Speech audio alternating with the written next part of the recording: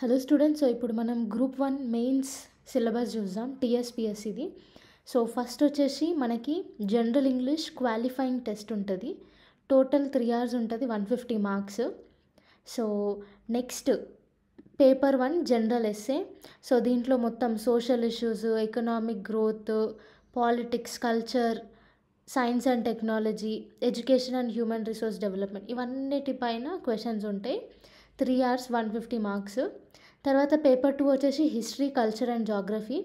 దీంట్లో మొత్తం తెలంగాణ ఇంకా ఇండియన్ హిస్టరీ ఉంటుంది. 1757 నుంచి 1957 వరకు 150 మార్క్స్.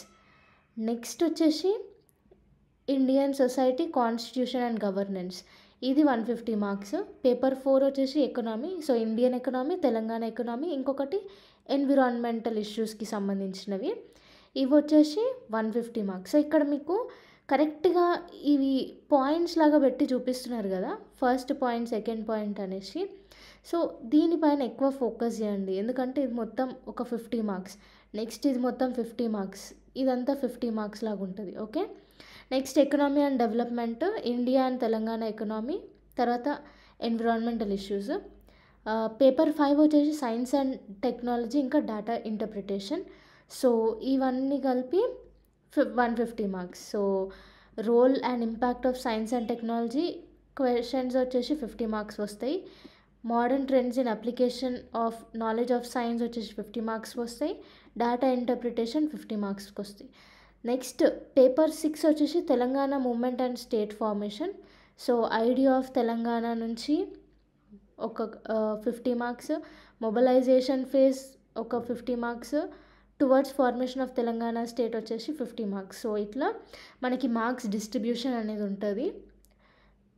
టోటల్గా మనకి 900 మార్క్స్ ఉంటుంది. సో ఈ పేపర్ గురించి కొంచెం డీటెయిల్గా చూస్తే మనకి క్వాలిఫైయింగ్ పేపర్ అన్నాం కదా, దాంట్లో ఈ ఎర్రర్ స్పాటింగ్ ఉంది, స్పెల్లింగ్, ప్రొనౌన్సియేషన్, మళ్ళీ ఫిల్ ఇన్ ద బ్లాంక్స్ ఉంటుంది, రీరైటింగ్ సెంటెన్సెస్ ఉంటాయి, జంబుల్డ్ సెంటెన్సెస్ ఉంటాయి, కాంప్రిహెన్షన్ ప్యాసేజెస్ ఉంటాయి, precise writing, expansion, letter writing. So ఇది మనకి క్వాలిఫైయింగ్ పేపర్లు ఉంటాయి.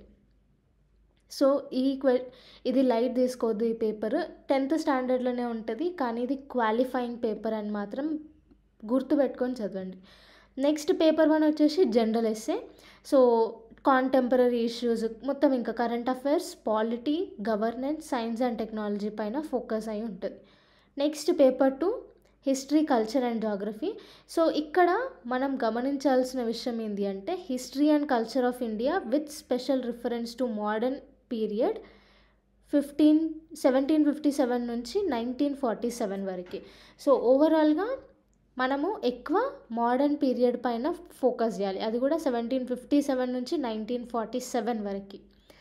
సో ఇక్కడ Satavahanas, Guptas, advent of Islam, తర్వాత establishment of British colonial rule in India, anti British uprisings, phases of freedom struggle, ఇవన్నీ ఉన్నాయి. నెక్స్ట్ సెకండ్ దాంట్లో చూడండి, history and cultural heritage of Telangana.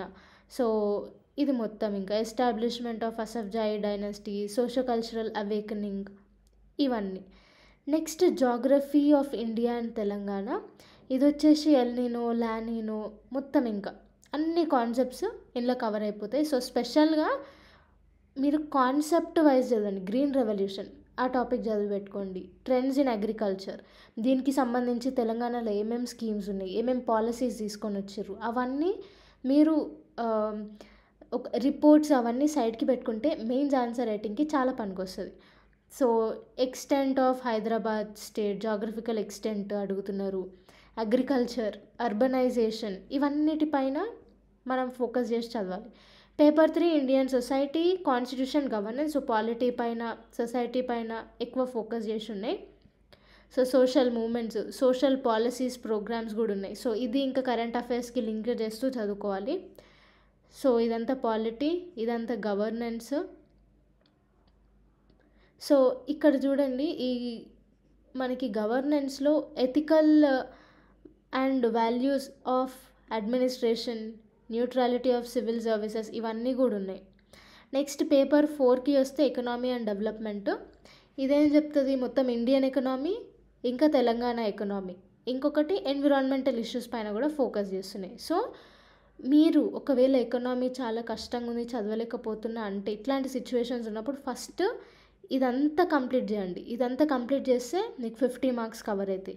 మళ్ళీ నెక్స్ట్ ఇది కంప్లీట్ చేయండి. సో ఏ ఒక్క టాపిక్ కూడా వదలొద్దు, అన్నీ చదువుకొని పోండి. అన్నీ ఎగ్జామ్లో వచ్చినా రాకపోయినా క్వశ్చన్స్ మాత్రం అన్నీ అటెంప్ట్ చేసి రావాలి. సో అట్లా అటెంప్ట్ చేయాలంటే మనకి బేసిక్ ఐడియా అనేది ఉండాలి. సో ఇవన్నీ సిలబస్లో ఒక్కొక్క వర్డ్ కూడా చాలా important. Next science and technology ఇంకా data interpretation. So first 50 marks వచ్చేసి role and impact of science and technology ఉంటుంది. నెక్స్ట్ 50 మార్క్స్ వచ్చేసి modern trends in application of knowledge of science. So current affairs కూడా ఉంటాయి దీంట్లో, current affairs కూడా చదువుకోవాలి. Biotechnology ఇవన్నీ కూడా ఉంటాయి, వ్యాక్సిన్స్, మైక్రోబియల్ ఇన్ఫెక్షన్స్ ఇవన్నీ. నెక్స్ట్ ఇంకొక 50 మార్క్స్ వచ్చేసి డేటా ఇంటర్ప్రిటేషన్ ఇంకా problem solving. Next 6th paper వచ్చేసి Telangana movement and state formation. So idea of Telangana పైన 50 మార్క్స్ వస్తుంది. మళ్ళీ నెక్స్ట్ మొబలైజేషన్ ఫేజ్లో 50 మార్క్స్ వస్తుంది. Towards formation of Telangana state 50 marks. So టోటల్గా మనం ఇప్పుడు మెయిన్స్కి 900 మార్క్స్కి ఆన్సర్స్ రాయబోతున్నాము. సో అదంతా దృష్టిలో పెట్టుకొని చదవండి. All the best.